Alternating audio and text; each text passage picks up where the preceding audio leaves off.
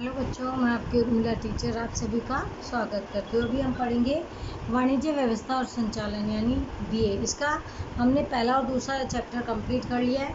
अब हम पढ़ेंगे इसका तीसरा चैप्टर, वो है धंधाकीय सेवाएं। पहले धंधाकीय सेवाएं एक पढ़ा, अब है धंधाकीय सेवाएं दूसरा। इसकी प्रस्तावना।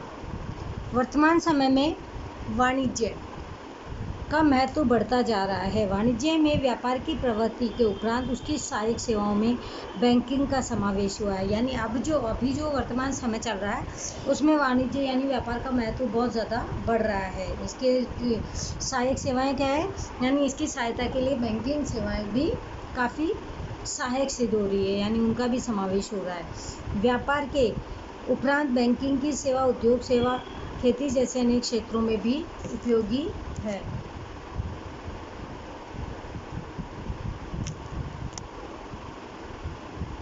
तो इनमें क्या होता है कि जो बैंक के द्वारा है वो भी उनकी सेवाएं प्राप्त होती है। व्यापार के उपरांत बैंकिंग की सेवा उद्योग खेती जैसे अनेक क्षेत्रों में भी उपयोगी है। अब बैंक की जो सेवाएं हैं वो काफ़ी जगह है, क्योंकि वो उनसे पैसे वगैरह मिल जाते हैं, तो उनसे बैंक की ये सेवा उद्योग वगैरह खेती वगैरह इनको भी काफ़ी फ़ायदा होने लगा है। बैंक की सेवा देने वाली संस्था को बैंक के रूप में जाना जाता है। यानी बैंकिंग की सेवा यानी पैसे से जो मदद की जाती है वो बैंकिंग के जरिए की जाती है और उसे बैंक कहते हैं। विश्व की सर्वप्रथम बैंक 1407 में जिनीवा में शुरू हुई थी। सबसे पहले जो विश्व की सर्वप्रथम बैंक जो थी वो 1407 में, और शुरू कहाँ हुई थी? जिनीवा में। इटालियन शब्द बेंचो बेंच से बैंक शब्द की उत्पत्ति हुई, यानी पहले बेंच पे बैठ करके स्टार्ट किया गया था इसको, इसलिए इसको बेंच बोला गया है। बैंक की प्रवृत्तियों के प्रमाण प्राचीन समय में भी देखे गए हैं। रोमन साम्राज्य में शब्द का उद्भव हुआ था, जहाँ ऋण देने वाले को मासेला, ऋण यानी जो उधार दिया जाता था उसको मासेला के नाम से जाना जाता था।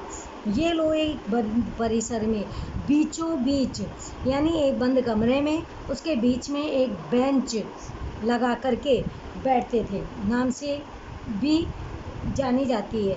लंबी बेंच पर अपनी छोटी मोटी काम चलाऊ दुकानें चलाया करते थे, यानी बेंच लगा लेते थे, एक लिखा पढ़ी कर लेते थे और उसके जरिए पैसे ऋण पर देते थे, जिस पर से बैंक तथा बैंक शब्द की उत्पत्ति हुई।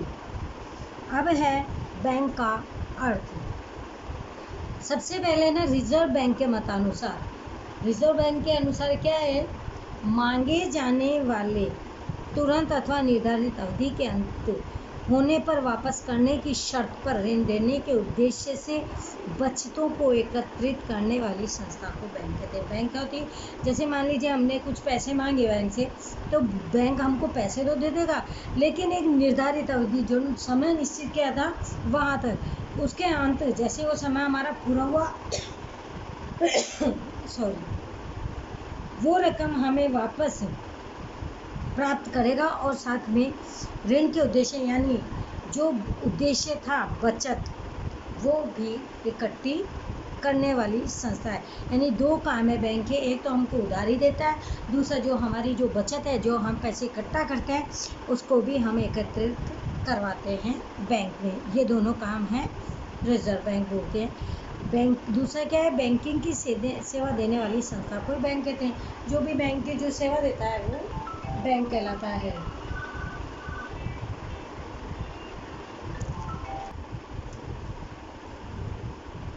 बैंक का अर्थ इसमें अभी हमने पढ़ा था रिजर्व बैंक, रिजर्व बैंक के मतानुसार।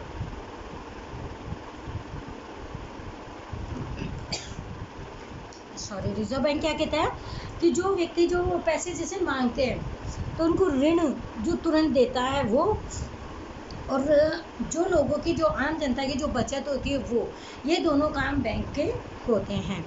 दूसरा पॉइंट है बैंकिंग की सेवा देने वाली संस्था को बैंक के रूप में जाना जाता है, यानी जो भी सेवा बैंकिंग के द्वारा जैसे दी जाएगी उसे बैंक कहते हैं। अब इसके कार्य क्या क्या होते हैं उसके बारे में पढ़ेंगे। जमा राशि को स्वीकार करना, बैंक के कार्य है कि बैंक क्या करता है, जो लोगों की जो बचत होती है, जो जमा उनके पास पैसे होते हैं जो घर में हम बचा लेते हैं उनको जमा करने का काम बैंक करता है। विनियोग अथवा ऋण देना, अब बैंक हमें क्या करता है, ऋण देता है, यानी उधार पैसे भी हमें देता है, परंतु वर्तमान समय में इन कार्यों के उपरांत बैंक अन्य कार्य भी करता है। अब ये 2 काम ही नहीं करता है बैंक, इनके अलावा भी बहुत सारे काम करता है। बैंकिंग सेवा का विकास बहुत तेज़ी से हो रहा है, यानी बैंक जो सेवा दे रहा है ना बहुत सारी अधिक यानी तेज़ गति से विकास कर रहा है और दे रहा है। उसकी सेवाओं में भी विविधता देखने को मिलती है, काफ़ी सारी ऐसी सेवाएं जो बहुत ज़्यादा देखने को मिल रही है।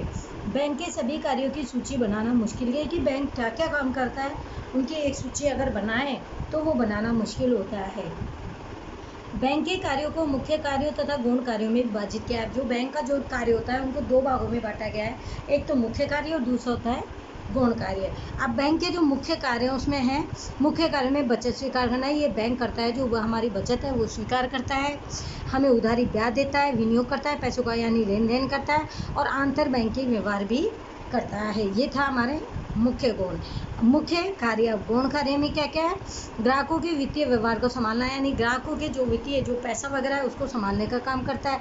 चल विनिमय संबंधी व्यवहार करना, यानी जो चल विनिमय यानी जो मुद्राएं जो चल रही है उसमें विनियोग उस संबंधी भी कार्य करता है। साख पत्र देना यानी किस्तों पे भी पैसे देता है।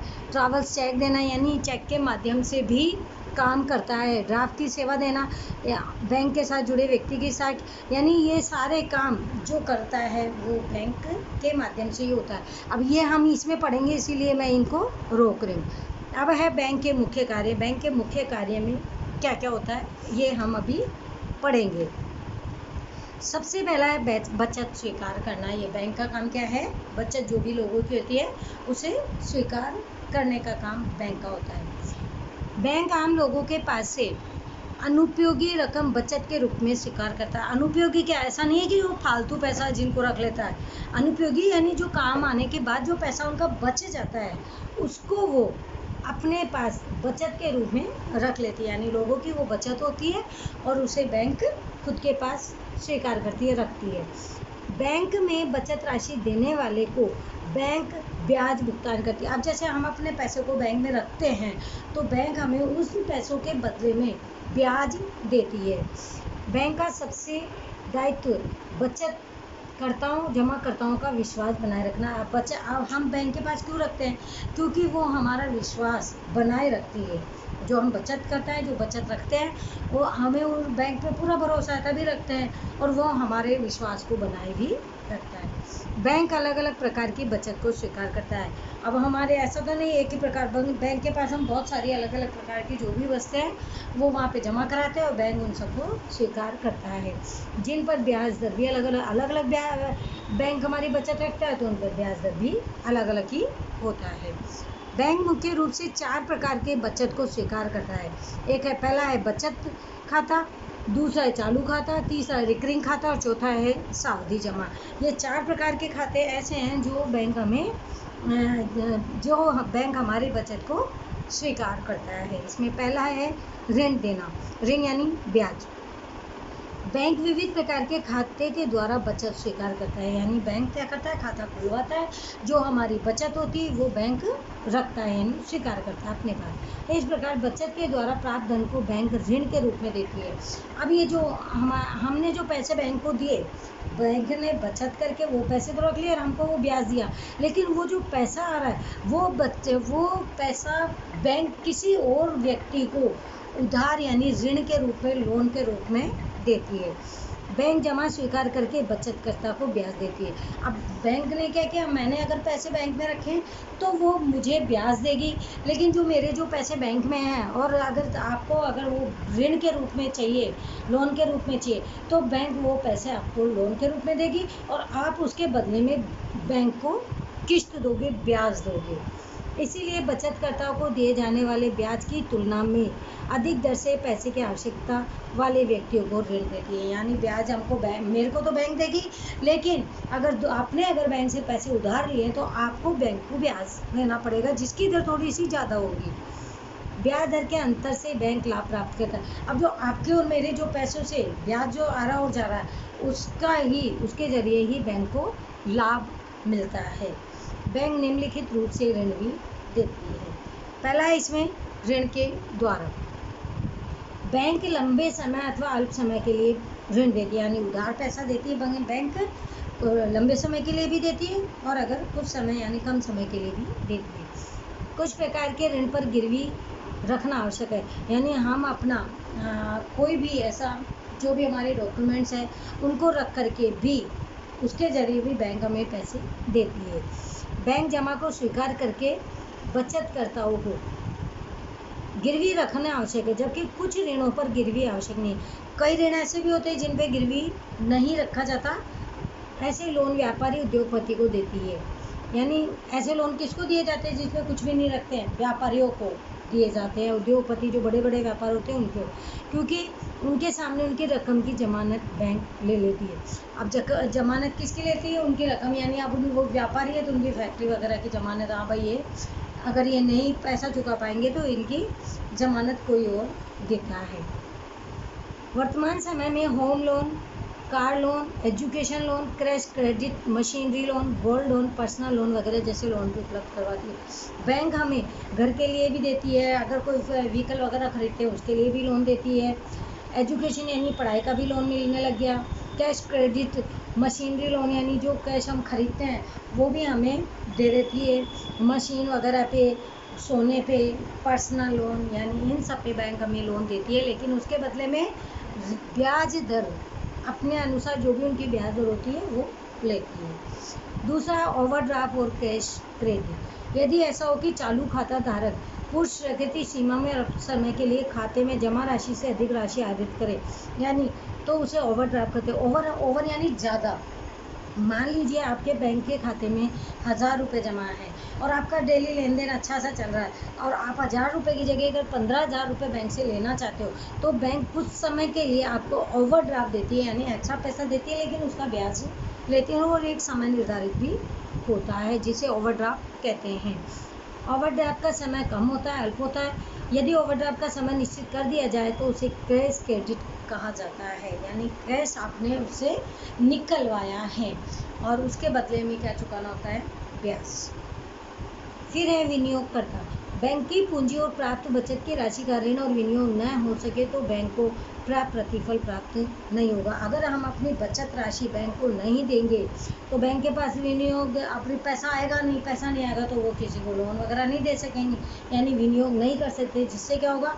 अब बैंक को फ़ायदा कहाँ से होगा जब हम बचत ही जमा नहीं करा रहे हैं तो बैंक को भी उसका फ़ायदा, लाभ का फ़ायदा नहीं होता है। विविध स्थानों पर इस रकम का विनियोग करना बैंक का महत्वपूर्ण कार्य है। बैंक का काम ही क्या है? पैसे का लेन देन करके उसके बदले में लाभ की प्राप्ति करना। यह विनियोग योग्य गणना के साथ सुरक्षित स्थान पर करना भी अनिवार्य है। बैंक आरक्षण की रकम के नियमानुसार कुल डिपॉजिट की अमुक रकम सरकारी प्रतिभूतियों में विनियोग करनी चाहती है। अब जो बैंक के पास पैसा इकट्ठा हो जाता है तो उसका कुछ हिस्सा वो क्या करती है? जो सरकारी प्रतिभूतियाँ सरकार के काम में भी लगाती रहती है, जिन पर ब्याज दर कम होता है। अब पैसा लगाती है तो ऐसा नहीं बैंक उनको उधार दे देती, उनसे ब्याज लेती है, लेकिन कम दर पर लेती है। बैंक में संकट के समय में और आकस्मिक परिस्थितियों में विनियोग को तोड़कर तुरंत नकद प्राप्त होकर द्रव्य की ऐसी व्यवस्था करना भी अनिवार्य है। जब कभी संकट आ जाता है, कभी कोई समय आ जाता है ऐसा कि बैंक के पास पैसा नहीं है तो वो क्या करती है? अब जो भी उन्होंने विनियोग कर रखा उन्हें फटाक से उन्होंने जहाँ पर भी प्रतिभूतियों में जो विनियोग कर रखा उनसे वो लेकर के और नगद लेकर के और अपना जो पैसों की जो कमी होती है उसको सही कर लेती है। बैंक ज़्यादातर सरकारी प्रतिभूतियाँ या सुदृढ़ इकाइयों में ही विनियोग करती है, बाकी वो अपना पैसा नहीं विनियोग करती है। अब है अंतर बैंकिंग व्यवहार करना। बैंक के मुख्य कार्यों में से एक कार्य बैंकों के मध्य है। बैंक क्या करती है? बैंक आपस में बैंकें भी एक दूसरे का काम निकालती है। प्रत्येक बैंक को कई बार बहुत ही अल्प समय के लिए, जैसे 24 घंटे, इससे भी कम समय के लिए द्रव्य की तंगी अनुभव होती है। बैंक के पास कई बार क्या होता है कि 24 घंटे इस समय और या फिर इससे भी कम समय के लिए उनको भी कई बार ऐसा हो जाता है बैंकों की कि पैसे की कमी महसूस होती है, यानी पैसा नहीं रहता उनके पास। ऐसे समय में क्या करते हैं? अन्य बैंकों के पास से अनुपयोगी पड़ा हो तो तुरंत आवश्यकता वाली बैंक को दिया जाता है। अब बैंकों के पास अगर पड़ा है पैसा एक्स्ट्रा जो काम नहीं आ रहा तो वो दूसरे बैंक को उनकी आवश्यकता के अनुसार दे देती है। यह व्यवस्था केंद्रीय बैंक के द्वारा नियुक्त गई एजेंसी करती है। ये बैंक ऐसा खुद जाके नहीं करता, ये बैंक के द्वारा जो नियुक्त की गई जो एजेंसी होती है, यानी केंद्रीय बैंक के द्वारा जो नियुक्त की गई एजेंसी होती है, उसके द्वारा ही ये किया जाता है। इस प्रकार द्रव्य देने और लेने की प्रक्रिया मध्यस्थ बैंक के नाम से होती है। मध्यस्थ बैंक का काम क्या है? पैसे का लेन देन करना, यानी एक बैंक से दूसरे बैंक को पैसे का लेन देन करने का काम मध्यस्थ बैंक करती है। द्रव्य लेने वाला या देने वाला एक दूसरे के संपर्क में भी नहीं आते, यानी काम किसका? मध्यस्थ बैंक का, यानी वो ही लेने जाती है और वो ही देने जाती है। ये दोनों बैंक आपस में एक दूसरे से संपर्क में भी नहीं आते। इस तरह से बैंक की समस्या का निवारण भी हो जाता है, यानी जो बैंक के पास जो पैसे की जो कमी होती है, उन कमी की समस्या, वो जो समस्या चल रही थी उसका समाधान भी हो जाता है। इस प्रकार जो रकम मांगी जाती है उसे तुरंत प्राप्त हो, उसे कॉल मनी के नाम से जाना जाता है। यानी मध्यस्थी के जरिए मध्यस्थ बैंक को कॉल, जिस बैंक के पास जो कमी आती है तो वो क्या करता है? मध्यस्थ बैंक को कॉल करता है और वो वहाँ से जाके या कैसे भी पैसे लाता है और जल्दी से उस बैंक को दे देता है। यानी ऐसा लगता है जैसे कॉल मनी से ही पैसे, बस कॉल के जरिए ही पैसे मिल जाते हैं। कॉल मनी भी कहते हैं इस तरीके की मनी को। इस पद्धति से प्राप्त राशि पर ब्याज भुगतान भी करना पड़ता है। बैंक ने दूसरे बैंक को दिया है तो भी ब्याज देना पड़ता है। यह ब्याज दर बाजार में द्रव्य की मांग के आधार पर निश्चित होती है, यानी किस तरह से कितना पैसा आपको चाहिए उसके अनुसार ही उसके मांग के आधार पर निश्चित होती है। मांग और पूर्ति के आधार पर ब्याज की दर निश्चित होती है, जिसे कॉल मनी रेट कहते हैं। यानी कॉल मनी रेट यानी उस समय जो ब्याज दर चल रही हो उसके अनुसार ही वो दर लेते हैं। ये तो थे हमारे मुख्य कार्य, और अब हम पढ़ेंगे बैंक के गौण कार्य। सबसे पहला इसमें है ग्राहकों के वित्तीय व्यवहार संभालना। बैंक के वित्तीय व्यवहार यानी पैसे का जो लेना देना होता है वो कौन संभालता है? बैंक संभालता है। बैंक के मुख्य दो ग्राहक होते हैं, एक बचत देने वाला और दूसरा लेने वाला। यानी अभी जैसे मैंने बताया कि एक जना, जैसे मैं पैसे जमा कराती हूँ, आप ले रहे हो, तो दो जने इसमें होते हैं। ये ग्राहक बैंक के माध्यम से अपने वित्तीय व्यवहार करते हैं।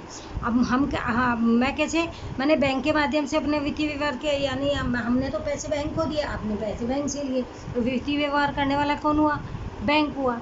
बैंक का ग्राहक किसी व्यक्ति को चेक लिख देता है, तब उसे धन का भुगतान करने का कार्य।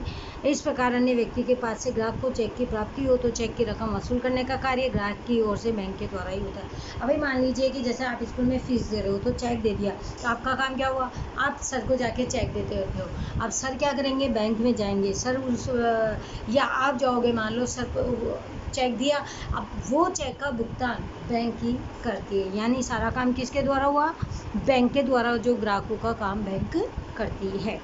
वर्तमान समय में बिजली का बिल भरना, फ़ोन का बिल भरना, बीमा प्रीमियम भरना, एक खाते से दूसरे खाते में रकम ट्रांसफ़र करना जैसे विविध कार्य बैंक की ओर से होता है। अभी तो हम ऐसा हो गया कि घर बैठे ही टिकट वगैरह भी बुक करा लेते हैं। अगर बिजली का बिल है या फ़ोन का बिल भरना है, मोबाइल का, हम लोग क्या कर रहे हैं आजकल? घर बैठे ही कर रहे हैं, और हमारे जो बैंक का जो अकाउंट हमने खोल रखा है उसके माध्यम से हमारे पैसे उसमें चले जाते हैं। तो ये सभी काम कौन कर रहा है? बैंक करता है। किसके लिए करता है? ग्राहकों के लिए, यानी हमारे लिए। दूसरा है चलन विनिमय संबंधी व्यवहार करना। वर्तमान काल में आयात निर्यात व्यापार अनिवार्य रूप से बैंक के माध्यम से ही किया जाता है। यानी बैंक अगर कोई सामान का लेना देना किया जाता है तो उसका जो पैसे का भुगतान जो किया जाता है वो बैंक के माध्यम से ही किया जाता है। आयात निर्यात के व्यवहार के लिए विदेशी मुद्रा की आवश्यकता होती है। अब अगर हम कहीं पे सामान भेज रहे हैं, कहीं से मंगवा रहे हैं, तो हमारे मुद्रा भी उसी, जहाँ हम सामान भेजते हैं लेते हैं, तो उसके अनुसार ही हमें विदेशी मुद्रा की भी आवश्यकता होती है। जिन बैंकों को केंद्रीय बैंक की अनुमति प्राप्त हो, ऐसी बैंक विदेशी मुद्रा की व्यवस्था तथा विदेशी व्यापार से संबंधित दस्तावेज को मंगाने और भेजने की सेवा भी देती है। यानी जो अगर विदेशी मुद्रा की आवश्यकता होती है तो ये सारा काम भी हम नहीं करते, ये हमारा काम भी बैंक के माध्यम से ही किया जाता है। अब तीसरा पॉइंट है साख पत्र देना। साख पत्र पर एक बैंक द्वारा दूसरे बैंक को संबोधित करके लिखा गया पत्र है। यानी साख पत्र देने के लिए क्या कहता है? एक बैंक दूसरे बैंक को लिखित पत्र संबोधित करता है, यानी उसमें बताता है इस पत्र में दर्शित व्यक्ति निश्चित समय पर निश्चित रकम चुकाएगा, ये बताया जाता है। यानी साख पत्र में कि जो व्यक्ति है इतनी तारीख को, यानी जो भी समय दिया गया है उस पर ये रकम चुका देगा, इसका विश्वास दिया जाता है। बैंक साख पत्र देने से पहले उस व्यक्ति से निश्चित की गई रकम की जमा लेती है अथवा उतनी रकम की जमानत लेती है, यानी कोई ना कोई चीज़ उसकी जमानत के तौर पर लेती है। जिस व्यक्ति को विश्वास दिया जाता है उसको द्रव्य चुकाने का समय आने पर साख पत्र में दर्शाई गई रकम चुका दी जाती है।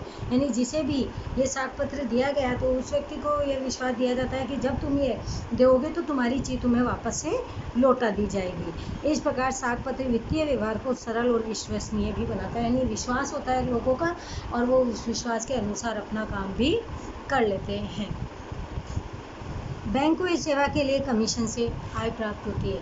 अब बैंक है तो ऐसा नहीं है उसको कमीशन तो मिलेगा ही ना, बैंक हमारा काम सारा करती है तो वो कमीशन लेता है जिससे उनको आमदनी प्राप्त होती है। चौथा है ट्रैवलर्स चेक देना। वर्तमान समय में लोग ज़्यादा से ज़्यादा यात्रा करने लगे हैं, इसलिए लोग देश या विदेश यात्रा में नकद धन को खो जाने या चोरी होने की चिंता से मुक्त होने के लिए ट्रैवलर्स चेक प्राप्त करते हैं। वो क्यों करते हैं कि अब आजकल का टाइम ऐसा हो गया कि लूटपाट चोरी डकैती जाता होता है, लोगों को बहुत डर रहने लगे, इसलिए वो ट्रैवलर्स को चेक दे देते हैं और वो वहाँ जहाँ पे भी उनको जाना है उसके बदले में उसको बुना करके यानी उसको वहाँ पर पैसे मिल जाते हैं। ट्रैवलर चेक धारक शहर या विदेश में बैंक की शाखा में जाकर नमूने के अनुसार हस्ताक्षर करके अपने चेक का धन प्राप्त कर लेता है। ये होता है ट्रैवलर्स चेक। चेक बहुत ही विश्वसनीय और स्थानांतरणीय होता है, यानी चेक को ले जाओ तो डर भी नहीं रहता है। एटीएम की सुविधा के कारण ट्रैवलर चेक का उपयोग घट गया है, क्योंकि आजकल एटीएम की मशीन है हमारे पास, एक प्लास्टिक का बस एटीएम कार्ड ले जाओ, जहाँ जरूरत हो वहाँ से पैसे निकालो। तो अभी ये ट्रैवलर चेक भी थोड़ा कम हो गया है। पाँचवा है डिमांड ड्राफ्ट की सेवा। डिमांड ड्राफ्ट अर्थात किसी एक बैंक के द्वारा अन्य बैंक की शाखा को लिखित चेक। डिमांड ड्राफ्ट में व्यक्ति के नाम का उल्लेख होता है, उस व्यक्ति को धन भुगतान का आदेश भी दिया जाता है। किसी व्यक्ति या संस्था को धनराशि भेजनी हो तब ड्राफ्ट एक सुरक्षित माध्यम बनता है। जो व्यक्ति या संस्था की धनराशि भेजना है वह निर्धारित फॉर्म भरकर बैंक से ड्राफ्ट के लिए निवेदन भी करता है। जैसे मान लीजिए हम कहीं पर फीस वगैरह जमा कराते हैं तो अब वहाँ पे क्या होता है, एक ड्राफ्ट जितने पैसे का है बैंक के जरिए एक ड्राफ्ट मिल जाता है और वो बैंकों के माध्यम से जहाँ पे भी देना हो वो उसके माध्यम से वहाँ पे पहुँच जाता है। इस निवेदन के आधार पर रकम प्राप्तकर्ता का नाम लिखकर अपनी शाखा या जिसके साथ संबंध हो उस बैंक की शाखा को रकम चुकाने का आदेश दे देती है। रकम भेजने वाला व्यक्ति ड्राफ्ट की रकम के अलावा बैंक को कमीशन भी देता है। बैंक कमीशन लेता है। कोई भी किसी का काम करेगा तो बिना वजह कोई भी नहीं करता है, उसका वो अपना एक कमीशन बेस होता ही है।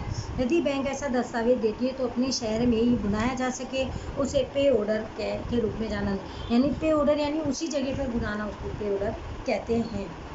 अब 6 पॉइंट है बैंक के साथ संबंध ग्राहक की साख की जानकारी देना।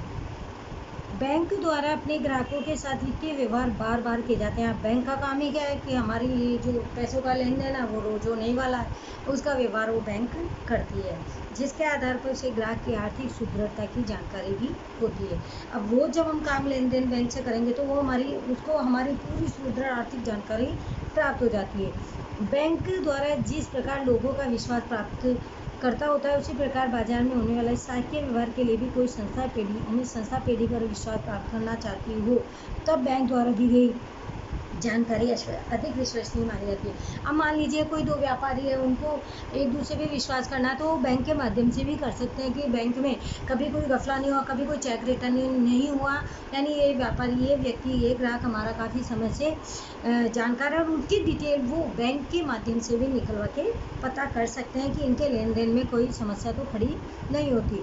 अर्थात कि जो भी हमारा विश्वास प्राप्त करना चाहता है व्यक्ति, अब उद्योगपति है, बड़े बड़े लोग होते हैं तो विश्वास के बिना तो काम कैसे करें, तो वो उनके माध्यम से विश्वास प्राप्त कर सकते हैं। इसके लिए बैंक शोध क्षमता प्रमाण पत्र भी देती है, यानी बैंक प्रमाण पत्र देती है कि हाँ अभी तक जितना काम ये चल रहा था ये एकदम से काम सही करने वाले ग्राहक हैं, यानी कभी भी इनके कोई चेक में गफलांदाजी नहीं होती। 7वां पॉइंट है जमानती दलाल के रूप में सेवा। जब कंपनी भरपाई के लिए पूंजी बाजार में प्रवेश करती है, कंपनी क्या करती है, पूंजी बाजार में प्रवेश करती है अपनी भरपाई में। कंपनी को जब पैसा चाहिए होता है तो वो कहाँ जाता है, पूंजी बाजार में पूंजी प्राप्त करनी होती है, तो वो वहाँ पे जाकर के पैसा इकट्ठा करना चाहता है। तब उसे ये वह निरंतर होता है कि क्या भरपाई पूंजी की रकम प्राप्त होगी, उसको लगता है कि क्या जो मैं भरपाई करने के लिए जा रहा हूँ तो वो पैसे प्राप्त होंगे या नहीं होंगे। यदि रकम न प्राप्त हो तो कंपनी को धंधा चलाने में भी कठिनाई आती है। कोई भी धंधा करो उसके लिए पैसा होना तो बहुत ही आवश्यक है, बिना पैसों के काम कोई कर ही नहीं सकता। ऐसे समय पर भरपाई की पूरी रकम या लघुतम भरपाई की रकम प्राप्त की जाएगी, इसकी जमानत बैंक देती है। यदि भरपाई कम हो तो उतनी रकम की जामीनगिरी बैंक कंपनी से खरीद लेती है। इस सेवा के बदले में बैंक कमीशन लेती है। किससे लेती है? जो अपनी जामीनगिरी रखता है तो उससे बैंक कमीशन के रूप में पैसा लेती है। 8वां पॉइंट है अन्य संबंधित सेवाएं देना। बैंक अपने ग्राहकों को एटीएम, डीईएमटी तथा सेल्फ डिपॉजिट वॉलेट की सुविधा भी देती है। इसके अतिरिक्त ग्राहकों को क्रेडिट कार्ड, डेबिट कार्ड की सुविधा भी देती है। बैंक हमारे कई काम करते हैं, वो क्या करती है, एटीएम की भी सुविधा देती है। बैंक के जरिए हमारे क्या कि एक कार्ड वगैरह बनाया जाता है, पूरी डिटेल एक फॉर्म वगैरह भरवा के, तो हम क्या करते हैं कि बैंक तक नहीं पहुंचते, अगर हमें पैसे चाहिए होते हैं तो हम जा कर के एटीएम मशीन के द्वारा भी अपने जो भी पास में पड़ता है उसके ज़रिए हम अपना पैसा निकाल भी सकते हैं। और अगर हम कहीं पे सामान वगैरह लेते हैं तो आजकल तो ये एटीएम की इतनी अच्छी सुविधा हो गई, तो हम एटीएम कार्ड से जो भी भरपाई पूंजी करनी थी, यानी सामान कितना भी ले लो और उसके अनुसार हम उसकी भरपाई पूंजी वहाँ पर ही कर सकते हैं। यानी कि हमें अब इतना कोई नुकसान नहीं होता या डर नहीं रहता कि हम इतना पैसा अपने साथ लेकर के जाएँ या नहीं जाएँ। तो आज हमने पढ़ा तीसरा, धंधा की सेवाएँ। धंधा की सेवाएँ हमने क्या पढ़ा? बैंक के बारे में। बैंक हमारे बहुत काम का होता है। बैंक में क्या होता है कि बैंक के कार्य भी काफ़ी सारे होते हैं, बैंक से हमें बहुत सारी सुविधाएं भी प्राप्त होती है। और हम कहीं पे भी जाएं तो हम अपने पैसों का लेन देन जो करते हैं, लेखा जोखा करते हैं, जो व्यापारी जो चलते हैं, आजकल तो बैंक हमें काफ़ी सारे लोन भी देता है, यानी ये बैंक के कार्य भी बहुत सारे होते हैं। हमारी बचत को स्वीकार भी करता है और उसके बदले में हमें ब्याज देता है, और जो ऋण लेता है जिसको, उससे बैंक उससे कमीशन ज़्यादा लेता है, यानी ब्याज की दर ज़्यादा लेता है, जिससे क्या होता है, बैंक को अधिक से अधिक लाभ प्राप्त होता है। और वो जो बचत बैंक अपने जो बैंक में जब पैसे की कमी होती है तो बैंक के माध्यम से मध्यस्थ बैंक से पैसे उधार लेता है, उसकी ब्याज दर अलग रेट होती है, उसे हम कॉल मनी कहते हैं। तो आज का चैप्टर हमने, थर्ड चैप्टर जो धंधा की सेवाएं थी, वो हमने पढ़ा, इसके विभिन्न कार्य पढ़े। और नेक्स्ट लेक्चर कंटिन्यू करेंगे हम कल करेंगे। ओके, तब तक थैंक यू एवरीवन, बाय बच्चों, और ये पढ़ लेना।